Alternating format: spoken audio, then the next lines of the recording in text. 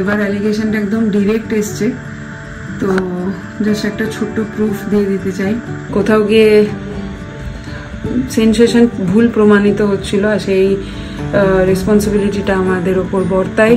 আর যখন নিজের ওপর কোনো রকম ডিরেক্ট অ্যালিগেশন লাগছে, তখন নিজের লড়াইটা নিজেকেই লড়তে হয়।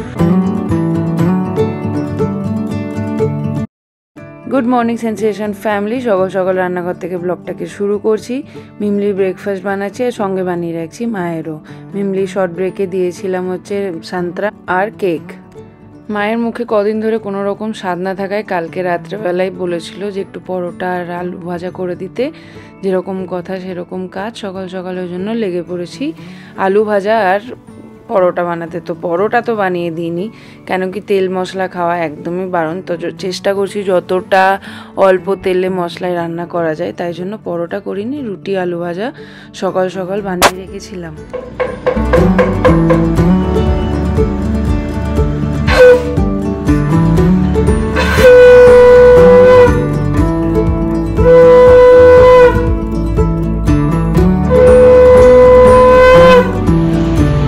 গুড মর্নিং সেন্সেশন ফ্যামিলি, কেমন আছো তোমরা সবাই? সকাল সকাল একটু রেডি হয়ে গেছি, যাচ্ছি স্নেহার বাড়ি। ওর বাড়িতে আজকে পুজো আছে। কিন্তু উল্টো শাড়ি পরেছিস। কই পাটটা উপরটা নিচে আসবে, নিচেরটা উপরে যাবে কেন? দেখ না, এই যে কোমরটা দেখ, দেখি সরা, এইটা সরা, এই যে কোমরের কাজগুলো দেখ, আর নিচে কিছুই নেই। হাই কপাল, যাই হোক চলো এখন বেরোবো। ওর বাড়িতে পুজো আছে, ওই জন্য ফাটাফাট শাড়ি পরে নিল, আর তাড়াহুড়োতে এই কাণ্ডটা করেছি, উল্টো দিকে করে নিয়েছি। যাই হোক, একটা বেরো ছিল, তুমি যাবেন না? যাবে তো চলো, পুজো আছে, টুক করে গিয়ে ঘুরে আসবে। ব্লগটা ছেড়ে বেরিয়ে এলাম, দেখি এখন যাই।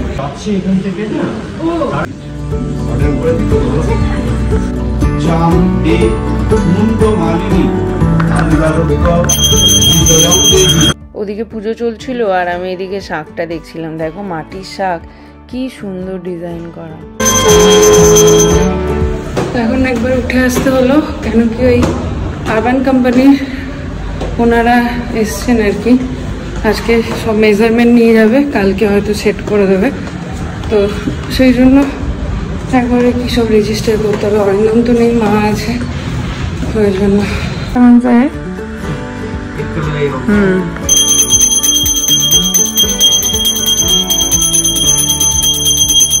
মহাদেবং জ্যোতিতগ্নিনং তস্য নারায়ণং ওম ভুবস্বাহা।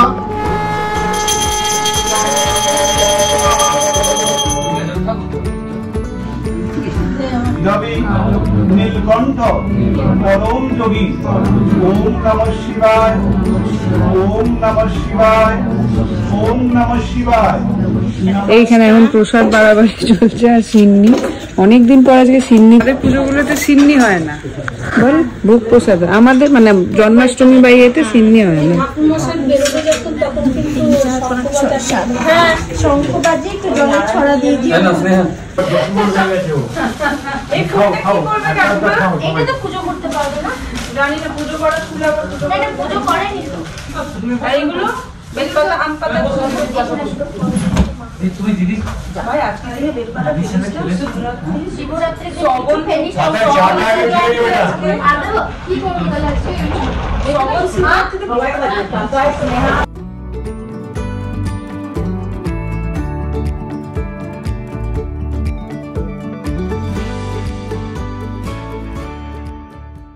চল টাটা।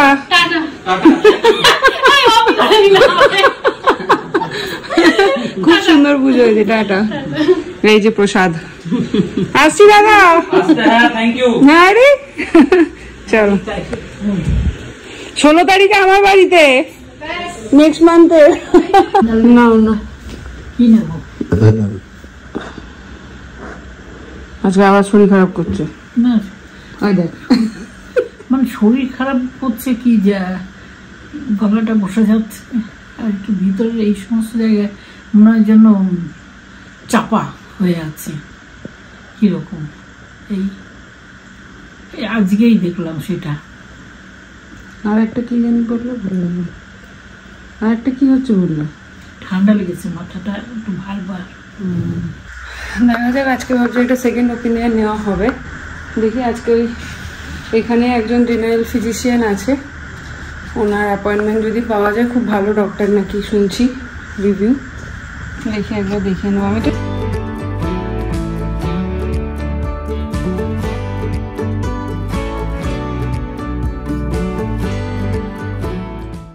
একটু দেরি হয়ে গেছে, ওই জন্য আর শাড়ি ঠাড়ি ছাড়লাম না, একদম করে নি তারপরে ছাড়বো। মা বললো একটু খিচুড়ি করতে, পাতলা পাতলা করে খিচুড়ি। আর কি করবো কে জানে, খুব মুশকিল হয়ে গেছে আমার এখন। কি যে দিই, সুগারের পেশেন্ট, আলু দেওয়া যাবে না, দুধের কোনো আইটেম দেওয়া যাবে না, তেল ঝাল মশলা দেওয়া যাবে না, আজকে আবার পেঁয়াজ রসুনও দেওয়া যাবে না। দেখা যাক কি করা যায়।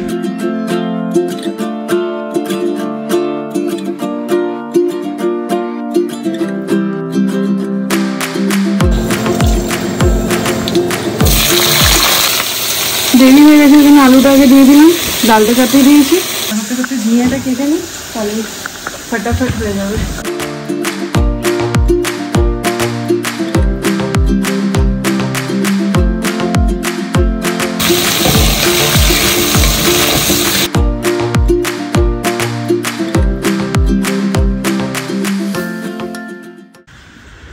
দেখো খাবার দিয়েছি। ফাইনালি আজকে এতদিন পর সুটকেসটা খোলা হয়েছে। যাই হোক, গোপালের জামাটা এই কালারটা কি? এটাই তো কালার। আমার তো মনে হচ্ছে একটু ডিপ। কোনটা? অ্যাশ কালারটা? এর থেকে ডিপ আর ছিল না। কালচে অ্যাশ এর থেকে ডিপ আর ছিল না, এর থেকে লাইট একটা ছিল। না না, নীলটা যেটা এই ধরনের, এইটা না? এটা তো নীল কালার, তুমি তো কালচে অ্যাশ দিয়েছো।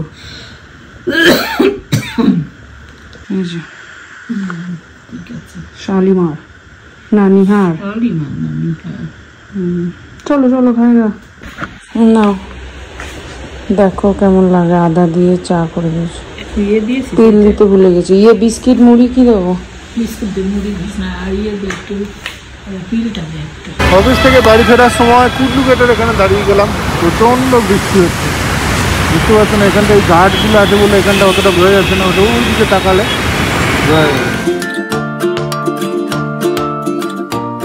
অনেকদিন ধরে ভাবছি কিনবো, কেনা হয়ে উঠছে।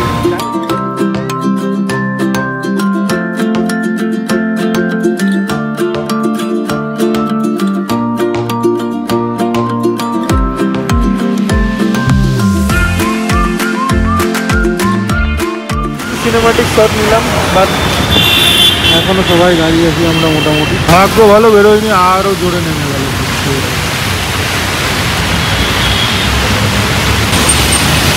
এইবার হয়ে যাবে কত জোরে বৃষ্টি হচ্ছে। প্রায় আধ ঘন্টার উপর দাঁড়িয়ে আছি, কমছে না কিছুতেই, বেরিয়ে যাচ্ছি। পুরোই মোটামুটি ভিজে ভিজে বাড়ি ফিরলাম। এই হেলমেটটা দেখলে বুঝতে পারবে। আর এই জামাটা পরে বেরোলেই আমাকে ভিজে ভিজে বাড়ি ফিরতে হচ্ছে।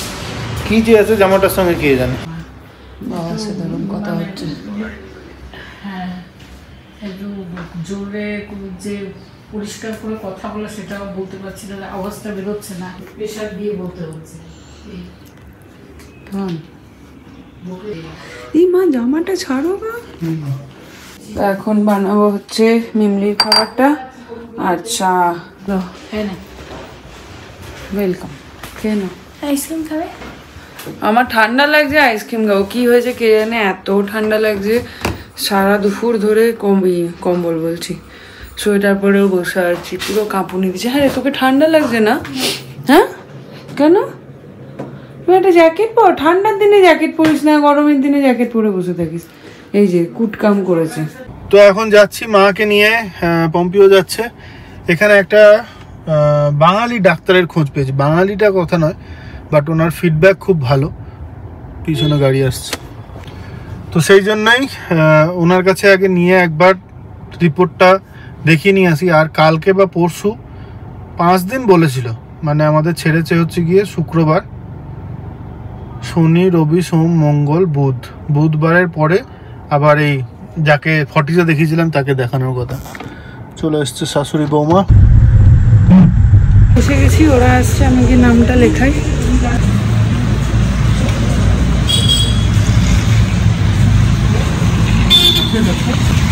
আচ্ছা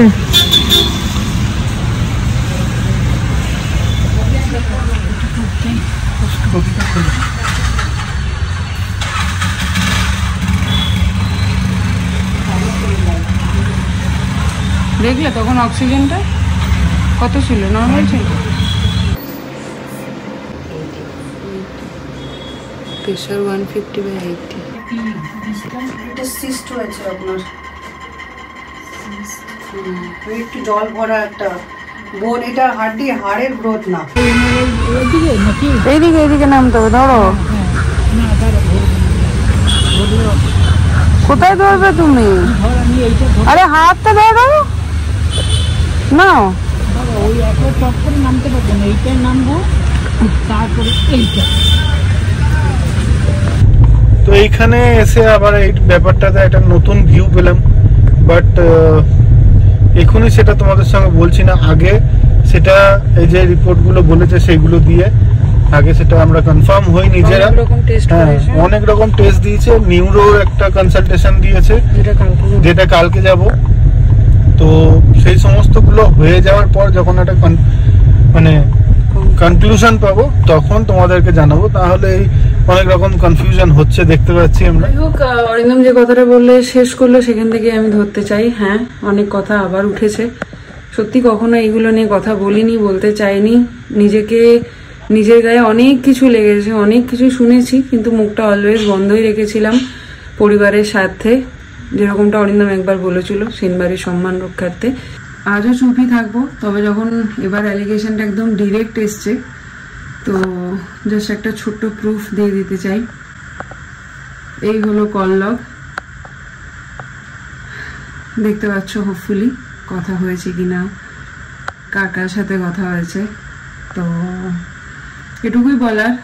আর একটা কথা খুব বিশ্বাস করি জানো তো, যে আমি এটা বলিও, যারা আমার সংস্পর্শে আছে তারা ম্যাক্সিমাম জনই এটা শুনেছে, যে ডেলি ব্লগ করতে গেলে বা ডেলি লাইফে যাদের সাথে তোমরা থাকো বা আমরা থাকি, তাদের কাছে মিথ্যা বলে বেশি দিন পার পাওয়া যায় না। মিথ্যাটা একদিন না একদিন ঠিক বেরিয়ে আসবে, সেটা ঘুমি ফুরে হলো। চট করে মিথ্যার আশ্রয়টা আমি নিই না নিজের লাইফেও, আর এখানে তো নিই না সেরকম ভাবে। যেটা দেখানোর না সেটা দেখায় না। এরকম লাইফে অনেক কিছু থাকে যেগুলো দেখানো যায় না বা দেখানোর প্রয়োজন নেই, সেগুলো দেখায় না আমরা। কিন্তু যেটা দেখাই এটুকু বলতে পারি, ট্রাস্ট করতে পারো। আজ অব্দি মিথ্যা কিন্তু প্রুফ আমরা হইনি। যাই হোক, আগেও ওই যে বললাম, আগেও এই ব্যাপার নিয়ে কথা বলিনি, আজও বলবো না। শুধু এটুকু প্রুফ দেওয়ার ছিল, না হলে কোথাও গিয়ে সেন্সেশন ভুল প্রমাণিত হচ্ছিল, আর সেই রেসপন্সিবিলিটিটা আমাদের ওপর বর্তায়। আর যখন নিজের ওপর কোনো রকম ডিরেক্ট অ্যালিগেশন লাগছে, তখন নিজের লড়াইটা নিজেকেই লড়তে হয়। বাকি আর কারোর এগেনস্টে কিছু বলার নেই। উপরওয়ালা আছে, উপরওয়ালা সব দেখছেন, যার যেখানে যা পাওয়া যা সমস্তটা হবে। আমরা কেউ না, আমরা জাস্ট নিমিত্ত মাত্র। তো এই ছিল কি ব্যাপার। আর চাই না, সত্যি সত্যি চাইনি এই যা পরিস্থিতি বাড়ির, সেই জন্য এই সমস্ত কাদা ঘাটাঘাটি আগেও করিনি। এখন তো মাকে নিয়ে এত টানাটানিছি যে এইগুলো নিয়ে ভাবারও সময় নেই, আর দেখিও নি। কিন্তু হঠাৎ করে যে ফিল্ডে আছি, কোথাও না কোথাও থেকে তো দেখতে পাবোই, জানতে পারবোই। আর যখন জানতে পারলাম তখন তো এটা ক্লিয়ার করারই ছিল।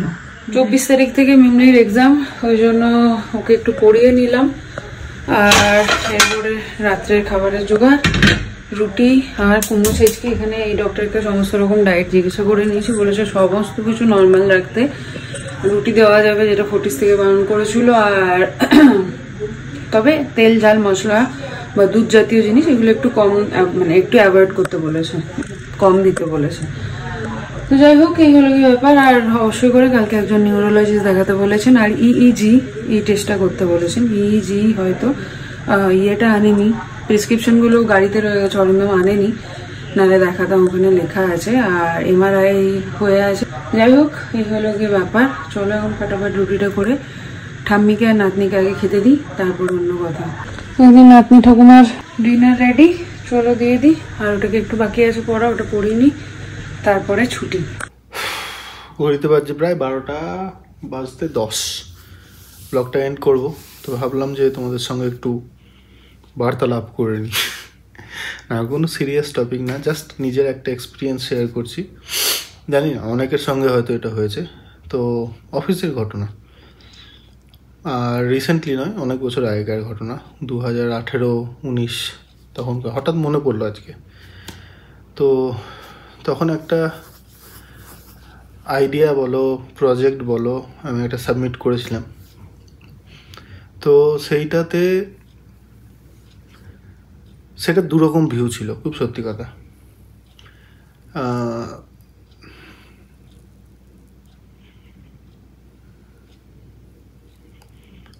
একদিক দিয়ে যদি দেখা হয় তাহলে সেটা খুব ভালো একটা দিক দেখাচ্ছিল, মানে একটা নতুন, মানে আমাদের যে কাজটা সেটা একটা নতুন ভিউ দেখাচ্ছিল। বাট আর এক দিক দিয়ে যদি সেটাকে আমি নেগেটিভলি নিতে চাই, যেটা পরে সবাই বুঝেছিল যে এটা নেগেটিভ নয়, তো সেখানে নেগেটিভিটিও ফেলানো যেত। তো প্রচুর লোক সেই নেগেটিভিটি ফেলাচ্ছিল, মানে অরিন্দম কেন এটা করলো, অরিন্দম এটা কী দরকার ছিল, বা এই ধরনের কথা। আলটিমেট যখন ওটা ফুল ফ্লেজে রান হলো তখন দেখা গেল কিন্তু সবার জন্য ভালোই হলো। তো এই যে টাইমটা চলছিল, এই টাইমটাতে আমিও খুব ফ্রাস্ট্রেটেড হয়ে গিয়েছিলাম যে সত্যি কি তাহলে ভুল করলাম। তো যখন আমাদের এই 1-on-1 হয় মিটিং ম্যানেজারের সঙ্গে, তো তখন আমি গিয়ে পয়েন্টটা রাখি যে সত্যি কি আমি ভুল করলাম। ম্যানেজার আমাকে খুব সুন্দরভাবে একটা কথাতে আনসার দিয়েছিল, সেইটাই তোমাদের সঙ্গে আজকে আমি শেয়ার করব। ও বলেছিল, কখন বুঝবি যে তুই যেটা করছিস সেটাতে কিছু ভালো হচ্ছে, কিছু উন্নতি হচ্ছে, বা সেটার একটা গুড সাইন আছে। তো আমি অনেক ভেবে চিনতে বলতে পারিনি আনসার। তো বলেছিল যে যখন দেখবি তুই যে কাজটা করেছিস সেই কাজটার পিছনে কোনো গসিপ হচ্ছে, বা কেউ সেটাকে নেগেটিভিটি ফেলাচ্ছে, বা কেউ সেটা নেগেটিভলি নিচ্ছে, 90% চান্স তুই ঠিক কাজ করছিস, 10% চান্স কিন্তু থাকে যে না ভুল। অতএব সেখানে ফিডব্যাক নেওয়াটা খুব দরকার। ব্যাস এইটুকুই ছিল আজকের গল্প। জানি না, হঠাৎ মনে হলো তো তোমাদেরকে বললাম, তোমাদের সাথে শেয়ার করলাম। আশা করি তোমাদের ভালো লেগে থাকবে। আর কার কার সাথে এরকমটা হয়েছে অবশ্যই কমেন্ট করে জানিও। যাই হোক, চলো আজকের ব্লগটা এখানেই শেষ করি। এই অবধি যদি ব্লগটা দেখছো তাহলে আশা করছি ব্লগটা ভালো লেগে থাকবে। আর যদি ভালো লেগে থাকে তাহলে সেটা একটা লাইক করে, কমেন্ট করে, শেয়ার করে আমাদের সাথে জানিয়ে দিও। আর এখনও যদি সেন্সেশনে ফ্যামিলি মেম্বার না হয়ে থাকো তাহলে সাবস্ক্রাইব করে সেন্সেশনে ফ্যামিলি মেম্বার হয়ে যাও। Thank you for making us a part of your day. এই বলেই আজকের ব্লগটা এইখানেই শেষ করি। সঙ্গে থাকো, দেখতে থাকো সেন্সেশন। এই লাস্ট কথাটার কিন্তু অনেক বড় মাহাত্ম্য আছে। Thank you for making us a part of your day. Thank you.